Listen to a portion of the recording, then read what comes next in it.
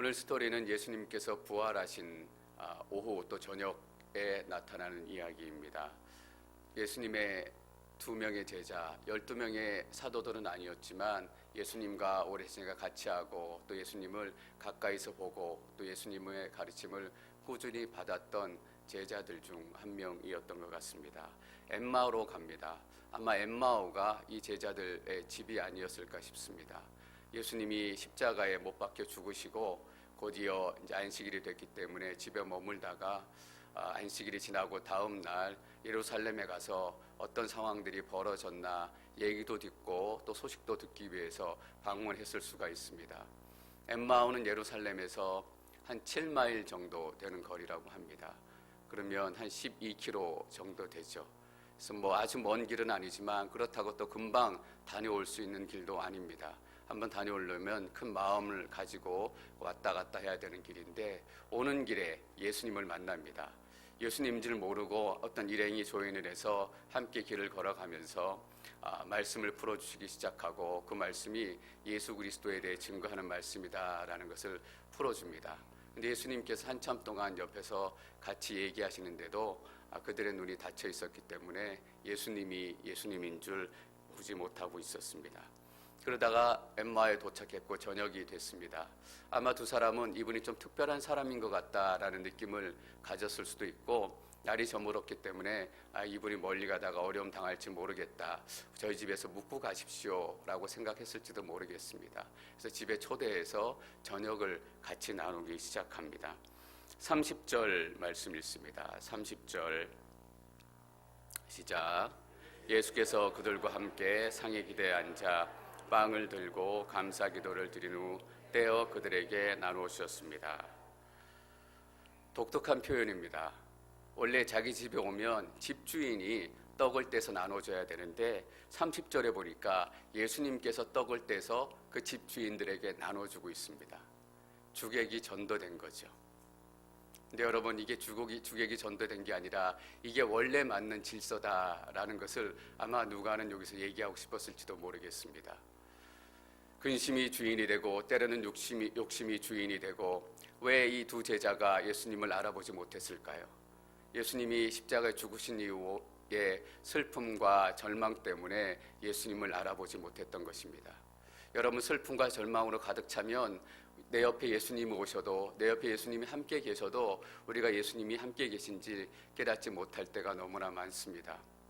어제 어떤 분하고 오랜만에 만나서 식사하면서 교제를 나눴는데 며칠 전에 예배를 드리시면서 그동안 이민생활 하시면서 너무 많이 지쳤더라고요. 비즈니스 하시는 것도 쉽지 않았고 하시면서 여기저기 돈 빌려 다니셔야 될 때도 많고 많이 지치고 힘드셔서 이제 비즈니스를 정리하시고 한국으로 돌아가기로 결정을 하셨다는 이제 얘기를 듣고, 그래서 며칠 전에 그분께서 하나님 앞에 예배하시면서 기도하면서 이렇게 기도했다고 해요. 하나님, 제게 한번 찾아와 주십시오. 저를 혼자 두지 마시고 제게 찾아와 주셔서 하나님의 살아계심을 제가 경험했으면 좋겠습니다. 이렇게 막 기도하는데 마음속에서 이런 음성이 들리더라는 거예요. 나는 이미 너와 함께 있었다. 이민 생활에 바쁘고 치이고 여기저기 치이다 보면 슬픔과 절망 때문에 예수님께서 나와 함께 있어도 예수님이 함께 있는 줄 모르고 살아갈 때가 너무나 많다라는 거예요.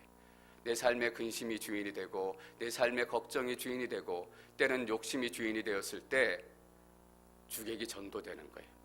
근데 이제 예수님께서 떡을 떼어서 그들에게 주시기 시작하신 거예요. 질서가 제대로 잡히기 시작했어요. 여러분, 우리 삶의 질서가 제대로 잡히기 시작하면 그동안 보이지 않았던 예수님이 보이기 시작하는 거예요. 떡을 떼어서 예수님께서 주시니까 31절에 그제야 그들의 눈이 열렸다라고 기록이 되어 있는 거예요. 여러분의 인생의 주인이 근심이 되지 않기를 바랍니다.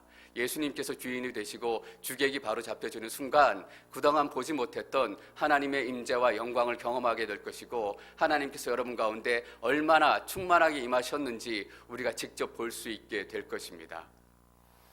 그리고 30절의 표현 중에 특징적인 것 중에 하나는 그들과 함께 상의 기대에 앉아 빵을 들고 감사 기도를 드린 후 떼어 그들에게 나눠주셨습니다.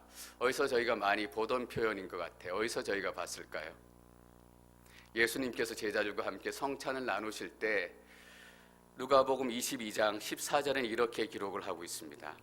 시간이 되자 예수께서는 사도들과 함께 상에 기대어 앉으셨습니다. 그리고 예수께서 빵을 들고 감사기도를 드린 후 떼어 제자들에게 주시면서 말씀하셨습니다.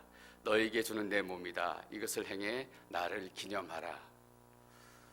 아마 누가는 이렇게 표현을 쓰면서 예수님께서 제자들과 함께 나누셨던 성찬의 이미지를 기억하기를 원했던 것 같아요. 단순히 그냥 저녁을 먹다가 떼어주는 것이 아니라 내 살과 피를 나누어 주었던 그 의미를 상징했던 성찬을 이 이미지 가운데 떠올리기 싶어 했던 거예요. 예수님께서 성찬을 나누시면서 제자들에게 이를 기념해서 행하라 라고 말씀하셨어요. 뭐를 기념해서 행할까? 그 중에 한 가지를 오늘 알게 됐어요. 우리 삶에 바뀐 주객이 다시 원래대로 돌아오는 거예요. 우리가 성찬을 참여할 때마다 어떤 마음으로 성찬에 참여해야 될까? 예수 그리스도의 살과 피를 기억하는 것은 어떤 의미일까? 예수 우리 왕이여 이곳에 오시옵소서. 이 의미가 그런 의미예요. 예수님께서 떡을 떼어주시는 분이 되시고 나는 예수 그리스도의 떡을 받아먹는 사람이 되는 거예요. 여러분, 은혜는 예수 그리스도가 여러분들에게 주시는 것입니다. 구원은 예수님께서 여러분들에게 주시는 것입니다. 순서가 제대로 되니까 그 제자들의 눈이 열리기 시작했습니다.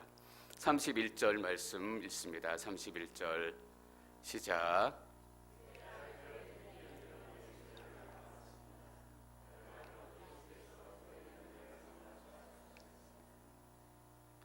그제야 삶의 순서, 예수님께서 삶의 주인 되시기 시작하니까 그제야 그들의 눈이 열려서 예수님을 알아보기 시작했습니다. 그들의 눈을 열었다라는 의미가 아니에요. 눈이 열렸다라는 의미예요. 그렇다면 누가 눈을 열어주셨다는 것일까요? 하나님께서 그들의 눈을 열어주셨습니다. 여러분 아시죠? 하나님께서 눈을 열어주셔야 예수 그리스도를 만날 수 있고 볼 수 있습니다.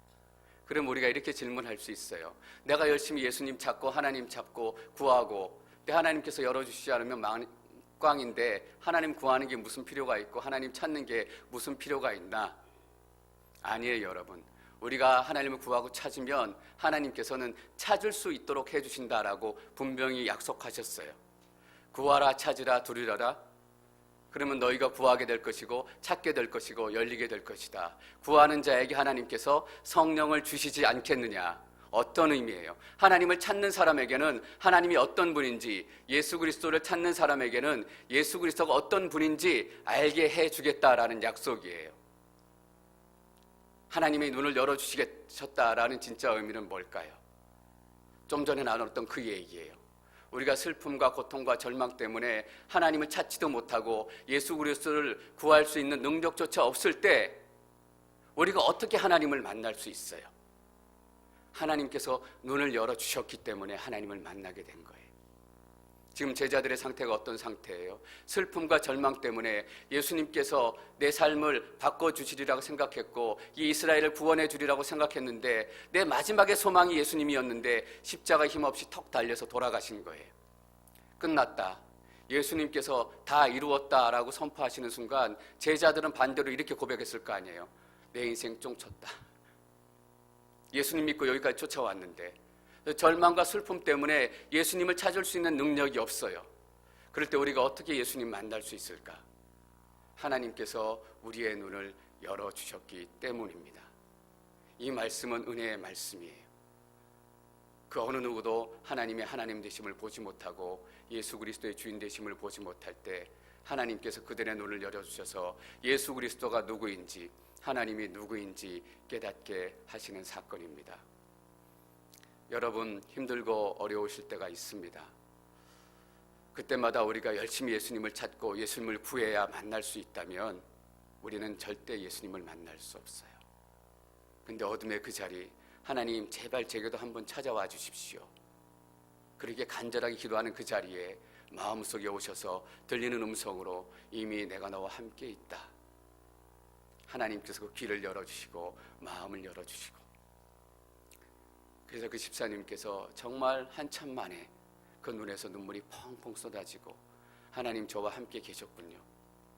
이민 삶을 지나면서 팍팍한 삶을 지나면서 그런데 그동안 하나님께서 나를 버리시지 않고 함께 해주셨군요. 여러분, 하나님께서 지금 여러분들과 함께 하고 계십니다. 하나님께서 여러분들의 눈을 열어주실 거예요. 너무 초조해하지 마세요. 눈이 열려 예수를 알아보았습니다. 그러나 곧 예수께서 그들의 눈앞에서 사라지셨습니다. 계속 계시면 좋을 텐데 알아보니까 사라지셨습니다. 32절 말씀 저희가 계속 읽습니다. 32절 시작.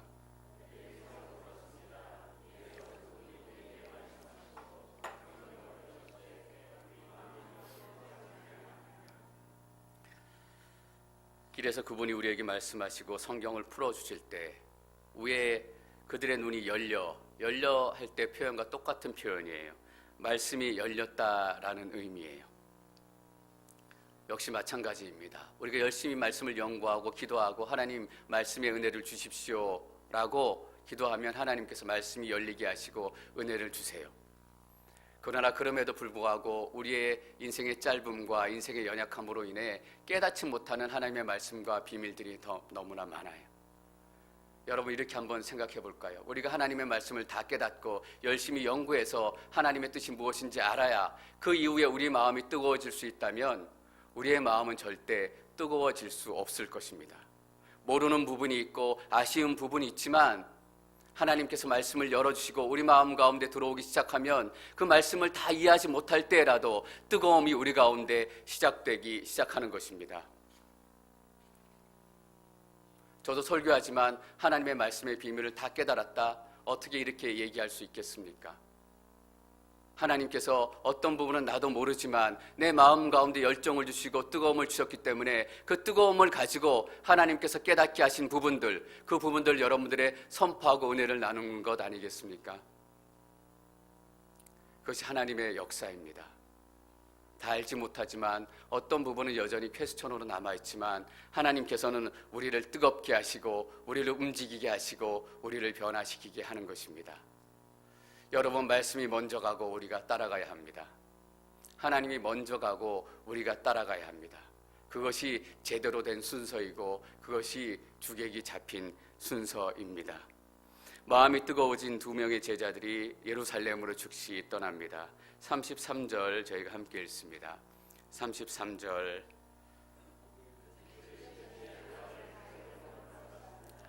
가서 보니 거기에는 11제자가 다른 사람들과 함께 모여 있었습니다. 다는 모르는 거예요. 근데 부활하신 예수님을 만났다라는 한 가지 사실은 안 거예요. 여러분, 부활하신 예수 그리스도가 내 삶에 들어오기 시작하면 즉시 일어나게 되는 거 아세요? 그 자리에 앉아있지 못하고 부활하신 예수 그리스도 성령의 역사를 경험하니까 120명의 예수님의 제자들이 마가의 다락방에서 뛰쳐나갔어요. 부활하신 예수 그리스도를 어떻게 해서든지 전하고 싶어서 참지 못하는 거예요. 옛마을에 갔던 두 명의 제자들은 신학적인 의미도 다 모르고 어떻게 부활하셨는지 뭘 해야 될지 알지는 못했어요. 근데 한 가지 생각이 있었던 거예요. 예루살렘에 가서 내 공동체의 사람들에게 내가 부활하신 예수님을 만났다는 것을 증거하고 증언해야 되겠다. 증인이 돼야 되겠다라는 그 한 가지 생각밖에 안 들었던 거예요. 부활하신 예수님이 우리 가운데 오면 이렇게 즉시 삶이 변하기 시작해요. 요즘에 제가 제 아내를 통해서, 사실 제 아내 대학 동창인데 귀한 복음의 삶의 이야기를 자주 듣습니다. 제가 얼마나 많은 도전을 받는지 몰라요. 목사인 제가 부끄럽고 사역자인 제가 부끄러운데 하루하루가 복음의 삶이고 하루하루가 부활한 예수 그리스도를 증언하는 삶이에요. 그 자매님 삶 가운데는 이 살아있는 예수 그리스도가 들어가서 이미 그 삶을 뜨겁게 하기 시작한 거예요.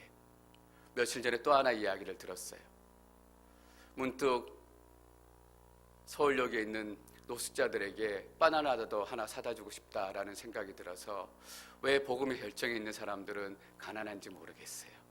넉넉히 채워주시면 정말 많은 것들을 가지고 갈 텐데 그 자매 스스로도 늘 빠듯하게 살고 늘 박봉으로 살고 혼자 지내기에도 늘 빠듯한 돈이에요. 그래서 바나나 몇 개라도 사서 몇 명이라도 좀 배고프지 않게 해줘야 되겠다라는 마음을 가지고 바나나 가게 갔어요. 바나나를 샀는데 4,000원에 16개 샀대요. 그러면서 그 편지에 뭐라고 기록했냐면 하나님께 너무 감사하다라는 거예요. 싸게 더 많이 살 수 있어서. 덕분에 본인도 한 개 먹었대요. 그리고 바나나 15개를 그 노숙자들에게 가서 손을 잡고 나눠줬다라는 거예요. 부활한 예수가 내 가운데 들어오면 그냥 있지 못한다라는 것을 그 자매님을 보면서 제가 느끼게 돼요. 나는 그냥 가만히 앉아있는 것 같은데, 나는 즉시 일어나서 움직이는 것이 아니라 이것도 재보고 저것도 재보고, 야 이거 하면 이렇게 되고 저거 하면 저렇게 되고, 앞뒤 안 재고 간 거예요. 여러분, 두 제자가 예수님하고 빵 받아 먹다가 눈이 열려서 예수님 알아보니까 예수님께서 사라지셨어요. 밥 먹다가 밥 숟가락 놓고 간 거예요. 얼마나 마음이 급했으면 빨리 11명의 제자들에게 가서 예수님이 부활하셨다, 내가 만났다라고 전해주고 싶은 거예요. 여러분은 얼마나 오랫동안 앉아 계셨어요? 저도 그렇고 여러분도 그렇고 우리 앵커리지 온누리 교회도 그렇고 이 부활의 뜨거움 때문에, 하나님 말씀의 뜨거움 때문에 즉시 일어나서 예루살렘으로 가는 역사가 나타나기를 축원합니다. 인생이 바뀌는 거예요. 하나님이 내 안에 들어오고 말씀이 내 안에 들어오면 인생이 바뀌는 거예요. 아까 그 자매님도 전에 때는 안 그랬어요. 예수님 만나니까 가서 보니 거기에는 11제자가 다른 사람들과 함께 모여 있었습니다. 11제자의 상태는 어때요? 마찬가지예요. 엠마오의 두 제자처럼 예수님이 부활했다는 소식을 듣고 시몬이, 베드로가 예수님을 만났지만 여전히 뭐가 뭔지 모르는 거예요. 동지선지 그냥 부활하신 예수님이 나타났다, 이 이야기만 하나 듣고 마음이 복잡하고 뭐가 뭔지 몰라요. 쉽게 말하면 영적인 오합지졸들이 모여 있어요. 근데 여러분, 33절에 이 제자들을 웃게 보시면 안 돼요.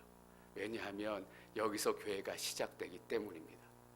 이 오합지졸로부터, 이 마가의 다락방에 어줍지 않은 이 사람들로부터, 동지서인지 분간하지 못하는 이 사람들로부터 그 놀라운 교회가 시작됐기 때문이에요. 왜? 부활하신 예수님이 부활했다는 소식이 들려졌기 때문에 어떻게든 한번 있어 보려고 한 거예요. 34절과 35절 말씀 계속 읽습니다. 34절 시작.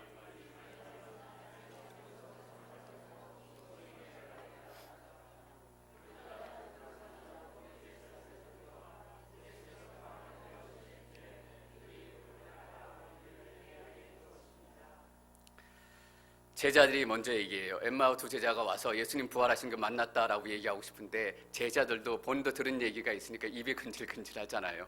근데 두 명보다 더 먼저 얘기하는 거예요. 참으로라고 얘기해요. 참으로라는 의미는 어떤 의미예요? 믿기 어렵지, 믿을 수 없는 일이지만 이런 의미예요. 참으로 예수님께서 살아나셨고 시몬에게 나타나셨다. 여기에 질세라 두 명의 제자들 맞장구 쳐요. 우리도 만났다. 너만 만났냐? 너만 은혜 입었냐? 나도 은혜 입었다. 막 서로 간증하고 난리 났어요. 막 흥분이 되고 난리 났어요. 그런데 36절, 37절 말씀 저희가 읽겠습니다. 36절 시작. 아직 이런 이야기를 하고 있을 때 예수께서 바로 그들 사이에 나타나셔서 말씀하셨습니다. 너희에게 평화가 있으라. 그들은 유령을 본 줄 알고 놀라며 무서워했습니다. 그들이 아직 이런 이야기를 하고 있을 때 아직 감동이 다 사라지지도 않았고 아직 은혜의 기쁨이 다 사라지지도 않았어요. 근데 예수님께서 턱 나타나시니까 다 흔들리는 거예요. 무서워지고 두려워지고 유령같이 느껴져서. 금방 은혜 받았지만 우리 언제나 쉽게 돌아서잖아요. 기도하고 하나님의 기도응답이 나타나면 야, 기도했더니 하나님께서 기도를 들어주셨나 보다. 일주일만 지나면 생각이 좀 달라져요. 아무래도 우연하게 생긴 것 같은데, 어쩌다가 생긴 것 같은데 또 기도해도 될까? 부활하신 예수님의 부활을 믿는 게 여러분 생각보다 쉽지 않습니다. 21세기의 과학의 시대, 문명의 시대, 21세기가 됐기 때문에 예수 그리스도의 부활을 믿기 어렵다. 과학적으로 증명하기가 어렵기 때문에 그렇지 않아요. 1세기에도 예수님이 부활하신 그날 아침, 그날 저녁에도 모든 사람들이 예수님의 부활을 믿을 수 없었어요. 21세기 때문에 부활이 믿기 어려운 것이 아니라 부활은 원래 믿기 어려운 것입니다. 왜냐하면 부활은 우리의 영역을 뛰어넘는 하나님의 사건이기 때문입니다. 하나님의 사건으로 여러분들이 믿게 되시기를 축원합니다. 믿음 좋게 살아가는 것, 좋은 신앙을 가지고 살아가는 것 생각보다 쉽지 않아요. 다윗이 믿음의 사람, 하나님의 사람이었잖아요. 다윗이 처음부터 믿음이 좋았나요? 절대 그렇지 않았습니다. 다윗의 시편을 보면 얼마나 자주 하나님, 내 부르짖음을, 내 눈물을 왜 듣지 않으십니까? 내 기도에 응답하지 않으시면 저 음부에 내려간 사람들보다 내가 나은 게 뭐 있겠습니까? 하나님께서 따지며 소리쳐요. 다윗도 좋은 믿음을 갖기에, 좋은 신앙생활하기 쉽지 않았던 거예요.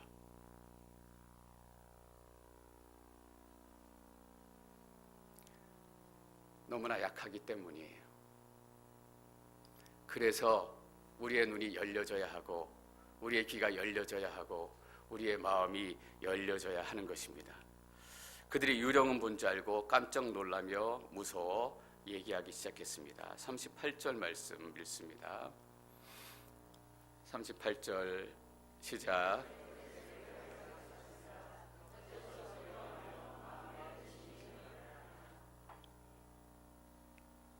어째 두려워하며 마음에 의심이 일어나느냐. 의심이에요. 부활하신 예수 그리스도가 믿어지지 않고 하나님의 말씀이 믿어지지 않고 자꾸 의심이 생기는 거예요. 여러분 가운데 의심이 생기는 것 자체가 잘못된 것은 아닙니다. 의심이 생겨날 때 하나님 앞에 겸손히 나아가서 하나님, 제자들의 눈을 열어주셨던 것처럼 눈을 열어주시고 마음을 열어주셨던 것처럼 그 마음 열어주시기를 구합니다. 우리가 의심에 이끌려 살아가지 않는다면 때때로 찾아오는 의심은 예수 그리스도를 더 깊이 만날 수 있는 도구가 되기도 해요. 어째서 두려워하며 마음에 의심이 일어나느냐 이렇게 말씀하시고 손과 발을 다 보여주세요. 못 박힌 손, 또 발, 몸을 다 보여주시고 나 예수 맞다, 예수 그리스도 맞다 라고 얘기하세요.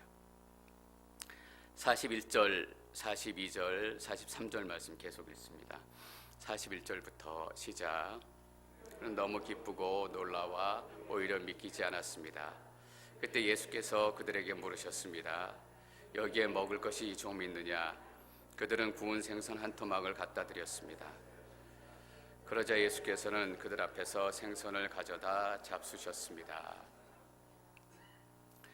여러분, 예수님께서는 십자가에 달리실 필요가 없으셨던 분이셨습니다.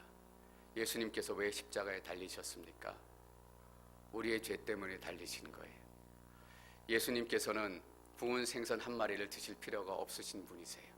부활하신 몸이시기 때문에 더 이상 배고픔도 아픔도 느끼지 않으시기 때문이에요. 왜 구운 생선 한 마리를 가져오라고 했을까? 우리의 믿음 때문입니다. 십자가의 시작부터 우리의 믿음까지 전부 예수 그리스도의 안에 붙들려 있습니다. 저는 이 구운 생선 한 마리가 너무 마음에 와 닿아요. 하나님, 내게도 구운 생선 한 마리가 필요합니다. 내 믿음에 의심이 올라올 때, 내 신앙생활에 의심이 올라올 때 내 삶에 이 구운 생선 한 마리를 통해서 예수 그리스도의 부활하심을 다시 한번 확증하고 믿기를 원합니다. 저는 그래서 교회를 물고기 공동체라고 부르고 싶다라는 마음이 들었어요. 부활의 공동체, 물고기의 공동체. 여러분, 기독교의 상징이 십자가이지만 1세기에는 물고기였습니다. 저 물고기 그림 한번 띄워봐 주시겠어요? 이 물고기 그림 기억하시, 차에도 붙이고 다니고 또 집에도 붙이고 여러 군데 붙입니다. 1세기에 십자가가 기독교 상징이 되기 이전에 크리스찬 기독교의 상징이었습니다. 왜 저 물고기 모양을 했냐 하면 기독교 예배하는 곳이 탄압되고 또 예배하는 장소가 발각되어지니까 그들끼리 비밀 암호를 정한 거예요. 예배하는 장소에 물고기를 그려놓으면 여기가 예배하는 장소구나라는 비밀 사인이 된 거예요. 그래서 그 이후로부터 물고기가 기독교의 상징이 된 겁니다. 근데 물고기가 헬라어로 뭐냐 하면 익투스예요. 익투스. 익투스라는 건데 초기 기독교인들이 이 익투스라는 약어를 어떻게 풀었냐 하면 헬라어로 이렇게 풀었어요. 제가 익투스 하나를 그 풀었던 헬라어를 한번 읽어봐 드릴게요. 예수스, 예수라는 말이에요. 크리스토스, 그리스도, 세오스, 하나님이라는 뜻입니다. 휘어스, 또 아들이라는 뜻이고, 소메이리아스는 이 구원이라는 의미예요. 그래서 어떤 의미냐면 예수 그리스도는 하나님의 아들이시며 우리의 구세주다라는 의미예요. 그래서 물고기가 그런 의미를 담고 있습니다. 저는 물고기 공동체, 예수님께서 구원 생선 한 마리로 세운 공동체, 이 구원 생선 한 마리 때문에 이들의 믿음이 변하고 이들의 부활 신앙이 변하게 됩니다. 그것이 우연의 일치일 줄 모르지만 나중에 물고기가 기독교의 상징이 돼요. 베드로가 고백했던 그 고백이잖아요. 주는 그리스도시며 살아계신 하나님의 아들이십니다. 여러분, 여기서 교회가 시작이 됩니다. 사도행전을 열면 1장, 2장 지나면서 바로 교회가 시작되는 그 놀라운 순간이 기록이 되어 있습니다. 우리 교회는 부활을 가지고 시작한 공동체입니다. 처음에는 의심했던 사람들이 모였지만 예수 그리스도의 부활한 부활의 모습을 경험하고 그 은혜를 경험하고 말씀을 경험한 이후에는 모든 사람들이 부활의 증인으로 살아가는 부활의 공동체. 저는 우리 앵커리지 온누리 교회 많은 분들이 의심으로 들어왔지만 결국에는 부활의 증인이 돼서 이 교회를 떠나는 순간이 있게 되기를 바랍니다. 더 많은 분들이 오셨으면 좋겠고 더 많은 분들이 이 교회를 떠나서 하나님께서 허락하신 새로운 터전 위에 새로운 삶 위에 부활의 공동체, 물고기의 공동체를 세워가는 하나님의 역사가 나타나기를 바랍니다. 여러분, 이것이 교회입니다. 우리가 시작한 것이 아니라 부활하신 예수 그리스도께서 시작하신 공동체. 저는 여러분 모두가 이 공동체의 능력을 경험하시기를 축원합니다.